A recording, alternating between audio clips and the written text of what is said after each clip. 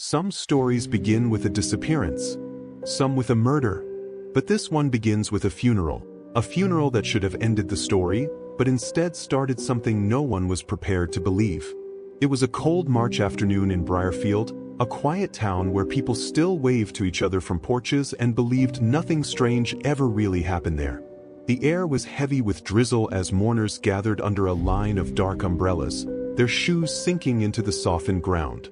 They were there to bury Dean Lockett, a 41-year-old construction foreman, husband, father, and, by all accounts, a man who had died suddenly from a heart attack in his home. His wife, Marissa, stood at the front, holding the hand of their teenage son, Tyler. Her face was pale, hollow, exhausted. Pastor Raymond cleared his throat, speaking softly over the pattering rain. "We are here to honor the life of Dean Michael Lockett." But halfway through the service, something changed. A ripple moved through the crowd. A murmur, then a gasp. Because someone was standing at the edge of the cemetery, just beyond the gate, a man dripping wet from the rain, bruised, shivering, staring in confusion at the crowd of people dressed in black. And that man looked exactly like Dean Lockett, down to the scar on his jaw, down to the coat he was buried in.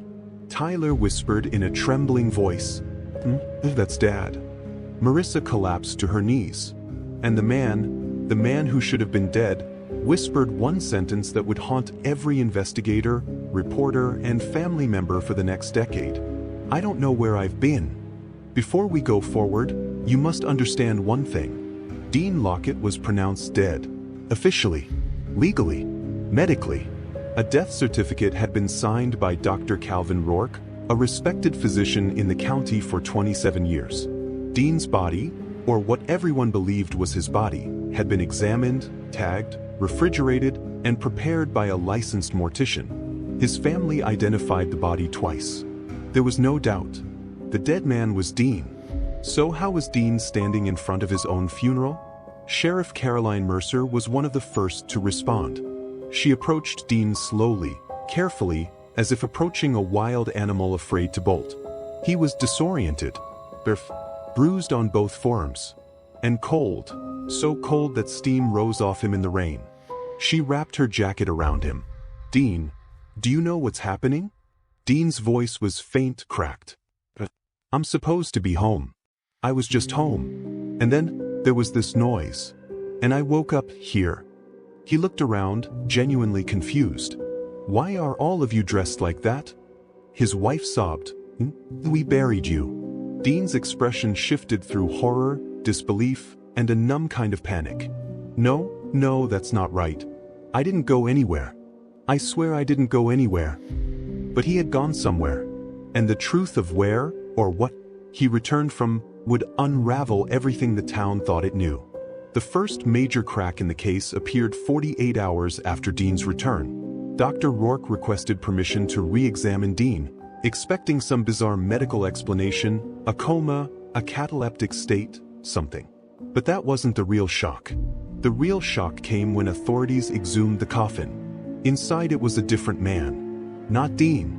Not even close. Same height, similar build, but the facial structure was wrong. The dental records didn't match. The fingerprints didn't match. Even the DNA test came back. No relation. Unknown male. Identity, undetermined. So who did they bury? And why had everyone, including the Lockett family, been so certain the body was Dean's? The sheriff's department concluded that the body had been misidentified.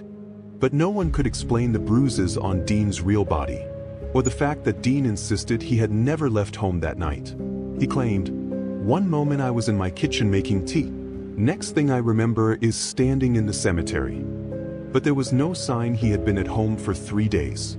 Security cameras captured nothing. His phone was found on the kitchen table with a cracked screen. A mug of tea sat on the floor, spilled. As if something interrupted him. Something fast. Something silent.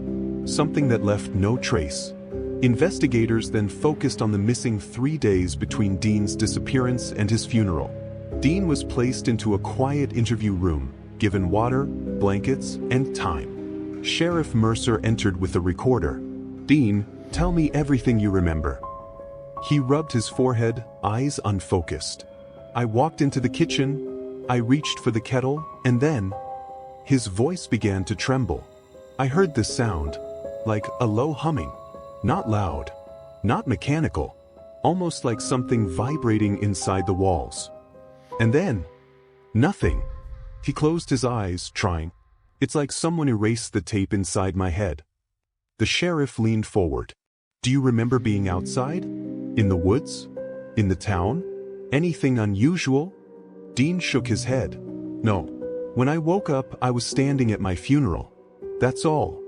They checked for drugs, checked for trauma, checked for neurological damage, checked for toxins. Everything came back normal. But the bruises on his forearms told a different story, dark, uniform, symmetrical, as if someone had gripped him. Dr. Rourke stared at the marks for a long time. These aren't from a fall, he whispered. These are from restraint. And not from one person, from two. What happened next turned the case from strange into impossible. Tyler, Dean's son, had been sorting through family belongings when he found something in Dean's old camera case. An SD card Dean always used for work. On it was a single video file, time-stamped exactly 1 hour after Dean disappeared. The footage was shaky, distorted. Dean was visible for only 3 seconds on the floor, reaching toward the camera with his right hand. Behind him, just barely visible, a tall silhouette, long arms, motionless, standing in the corner of the room. The figure moved only once, tilting its head at the exact moment Dean reached for the camera.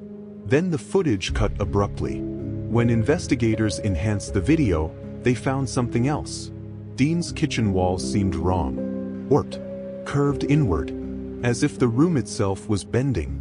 Sheriff Mercer whispered under her breath, "That's not a person."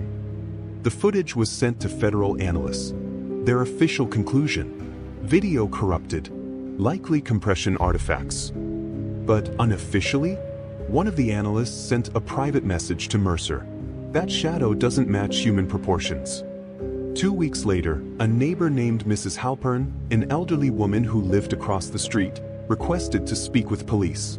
Her hands were shaking as she held a cup of tea. "I saw Dean that night." Sheriff Mercer froze.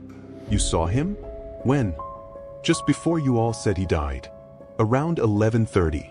He was standing in his living room window, looking out, but something was wrong." "What do you mean wrong?" Mrs. Halpern swallowed. "He looked blurry, like he was moving but not moving, like the air around him was vibrating. And then, he vanished, just disappeared, like smoke." The sheriff leaned forward. "You're saying he disappeared in front of you?" "No," Mrs. Halpern said softly. "I'm saying the world around him disappeared too." A month after the funeral incident, Dean began waking up at night drenched in sweat. Marissa would find him standing in the hallway, staring at the blank wall. "What is it?" she whispered. "I can almost remember something." "What?" Dean's eyes were distant, terrified. "There was a room," he murmured, "but not a normal room." "What kind of room?" "What? Too bright. No corners. Shapes on the walls that weren't walls." Marissa stepped closer. "Were you alone?" Dean hesitated. "No. Something else was there." "What?" he whispered.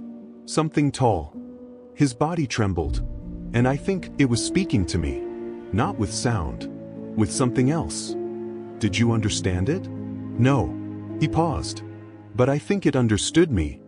Investigators intensified their research, trying to trace the unidentified body buried in Dean's place. No missing person reports matched. No fingerprints matched. No tattoos, scars, dental work. Nothing. The man was a ghost. Then Sheriff Mercer noticed something disturbing. The corpse's bruises matched Dean's bruises. As if both men had been restrained the same way, by the same force. Theories spiraled. Was Dean abducted? Was the corpse switched?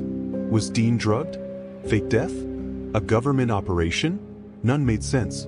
Until Dean said one final thing, something no one expected. When asked what he remembered about the moment he came back, he said, "I didn't walk to the funeral. I didn't even know I was outside. I just opened my eyes, and I was already there. "Dean," the sheriff whispered, "then how did you get there?" His voice shook. "I think someone put me there." "Who?" Dean's eyes filled with fear. "I don't know what it was. But I don't think it meant to bring me back alone." The room fell silent. "Why not?" the sheriff asked. Dean whispered, "Because I can still hear it." "What do you hear?" A long pause. "Humming." To this day, Dean Lockett is alive. But he is not the same. He avoids mirrors. He avoids dark rooms. He no longer sleeps through the night. And every few weeks, the bruises reappear on his forearms, as if something invisible has gripped him while he sleeps.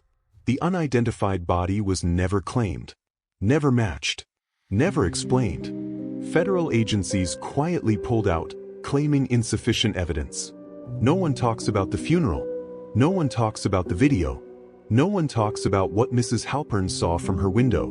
But every now and then, in the quiet hours just before sunrise, Marissa hears a sound coming from the kitchen.